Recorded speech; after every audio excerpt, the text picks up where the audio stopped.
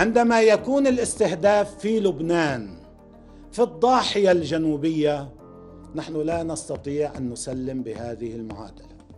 هذا خرق كبير وخطير. قتل الشيخ صالح القائد الكبير والأخ العزيز، وحقيقة بالنسبة لي كان صديقا كبيرا وأخا وحبيبا وعزيزا، وكنا على درجة عالية من القرب والحب والود والتفهم، وإخوانه أيضا من الشهداء من الإخوة في حماس وفي الضاحية الجنوبية، لأنه كتار بعضهم هن عم يتساءلوا. أقول لكم قطعا هذا لن يكون بلا رد ولن يكون بلا عقاب، ونحن لن نستخدم عبارة في المكان المناسب وفي الوقت المناسب. القرار أيها الإخوة والأخوات الآن هو في يد الميدان.